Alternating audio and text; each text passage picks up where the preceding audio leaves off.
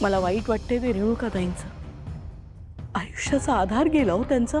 आधी स्वतःच्या डोक्यावरचं छप्पर जातंय, ते कसं वाचवायचं ते बघा.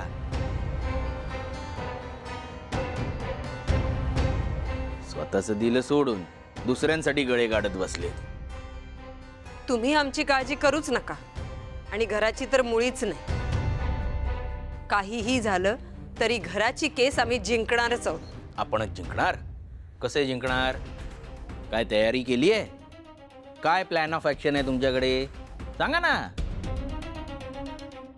का नुसतं असं हवेत बोलून जिंकणार? आपणच जिंकणार.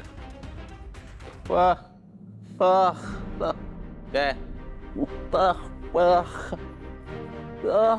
मी भाऊजी हे आणि घर वाचवण्यासाठी कष्ट करतील शक्यच नाही. फक्त घरावर हक्क सांगता येतो यांना. बाबांनी जेव्हा घर घेतलं हे त्यांना कळलं तेव्हा हात जोडून विनंती करून घरात आले आणि आता घरावर संकट आलंय तर कशी माघार घेतायत बघा. वीणा तू संतोष आता बास. हा खूप झालं. हे बघ संतोष, या घराचं काय करायचं कसं करायचं ते आमचं आम्ही बघून घेऊ. तू यात लक्ष घालण्याची गरज नाहीये, कळलं का तुला? आणि मला असं वाटतं की तू इथून गेलास तर बरं होईल. हे बरं आहे बाबा. म्हणजे मी काही खरं बोललो की लगेच आत्ताच्या आत्ता निघ इथून? आता जाणार आहेस का घरातनं बाहेर काढू? ठीक आहे. काय ठीक आहेस ना तू? होय. जानू का बोल ना, एवढी कसली काळजी करतेस तू? खरंच हो बाबा, काहीच नाही झालं. आई काही नाही.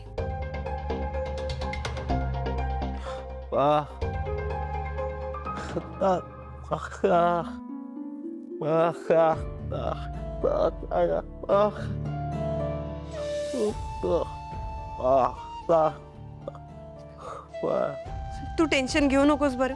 अगदी बरोबर बोलतोय तो. मनात ठेवू नकोस बाळा, जे आहे ते बोल ना. हो आई. वेंकी दादा, अरे मला माहितीये तुम्ही सगळे माझ्या सोबत आहात, पण आज जे काही घडतंय ते फक्त आणि फक्त माझ्यामुळे घडतंय. ही गोष्ट नाही जाते माझ्या मनातून. त्याचं काय करू मी? एकीकडे माझ्या डिवोर्सची केस, दुसरीकडे आई बाबांनी एवढ्या कष्टाने हे घर मिळवलं, पण ते आता त्या नीच जयांच्या खशात जातंय. ती केस, ह्या दोन्ही केसेस आपण कशा हँडल करणार आहोत? जानू, हे सगळं तुझ्यामुळे घडतंय हे आधी तू मनातनं काढून टाक बरं. अगदी बरोबर. आणि आपण सगळे आहोत ना. मी आहे, सिंचन आहे, हरीश भाऊजी, व्यंकी भाऊजी, आपण सगळे मिळून ना ही केस जिंकू आणि घर परत मिळवू. तू टेन्शन घेऊ नकोस बरं. आम्ही सगळे तुझ्या पाठीशी आहोत बाळा. जानू, तुझी आई अगदी बरोबर बोलते. हे बघ, जयंतला घाबरण्याचं काहीही कारण नाहीये. आपण सगळे मिळून त्याला हरवणार आहोत नक्की. जयंत नावाचा चॅप्टर आता आपल्या करता कायमचा बंद होणार आहे. अगदी बरोबर. हो बाबा, मला माहितीये, पण पण बिन काय नाही. मला सांग जानू, केसची हिअरिंग कधी सुरू होणार आहे? बहुतेक आज कोर्टाकडून जयंतला समन्स गेला असेल. जर का तो उद्या कोर्टात हजर राहण्यासाठी तयार झाला तर बहुतेक उद्याच आपल्याला फॅमिली कोर्टात जावं लागेल. उद्याच? जानू, अजिबात टेन्शन घ्यायचं नाही. आता मनाला हेच सांगायचं, मनाला हेच समजवायचं की आपण या केस करता तयार आहोत आणि ही केस आपण जिंकणार.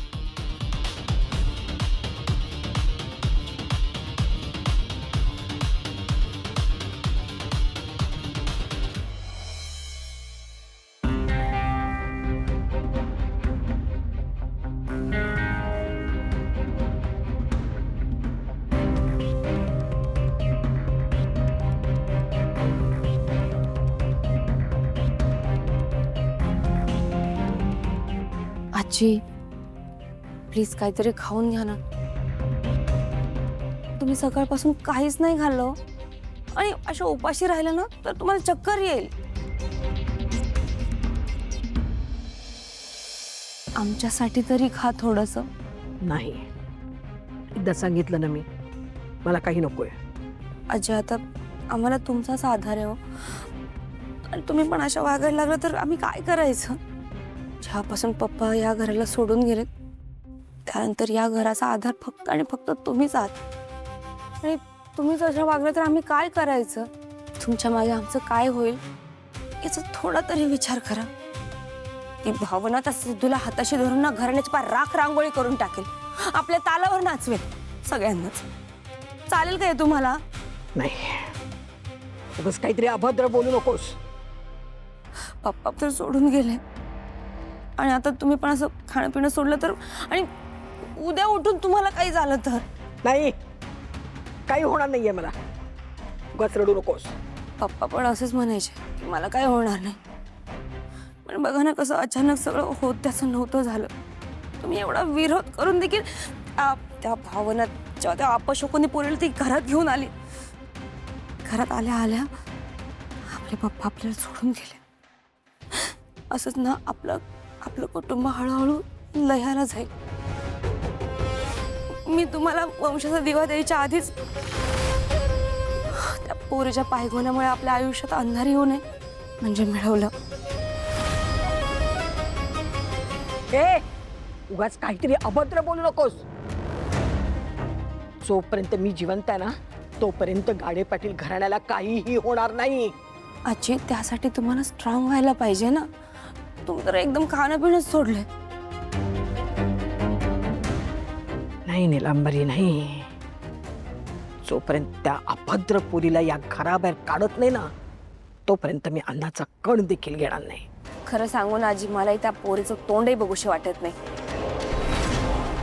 बघा ना, स्वतःच्याच आजोबांचा जीव घेतला.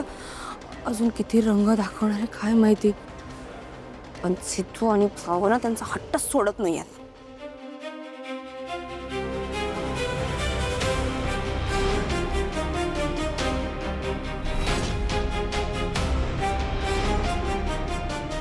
तुला सांगितलं होतं ना की ही अपशकुनी पोरगी घरात येता कामा नाही म्हणून.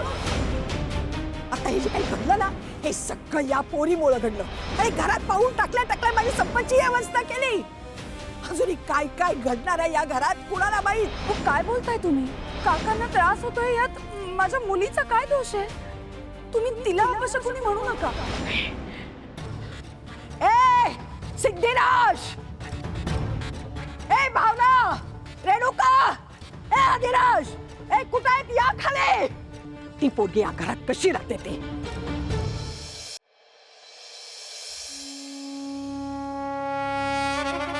का जानू, का असं केलंस तू? इतकं समजावलं मी तुला, पण तू स्वतःच खरा केलास. शेवटी तू कोर्टात गेलीसच.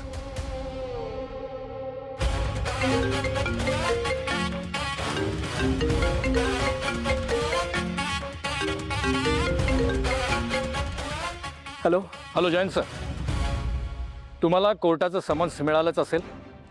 हो, माझ्या हातातच आहे. उद्याच्या उद्या आपल्याला कोर्टात हजर राहावं लागेल. हे बघा एक गोष्ट लक्षात ठेवा, मी कुठल्याही कोर्टात जाणार नाही. मला माहिती आहे माझ्या जानूला कसं समजवायचंय ते, आणि हा आमचा फॅमिली मॅटर आहे. हा असा कोर्टात गेलेला मला नाही आवडणार. माझ्या इमेजचा प्रश्न आहे हा. जयंत सर, असा हट्टीपणा करू नका. ज्या अर्थी जान्हवी मॅडमनी तुम्हाला समन्स पाठवलंय त्या अर्थी त्यांचा डिवोर्सचा निर्णय पक्का आहे. त्या माघार घेणार नाहीत. आणि तुम्ही जर कोर्टात हजर राहिला नाहीत आणि त्यामुळे तुम्हाला असाच एक समन्स आणखी येईल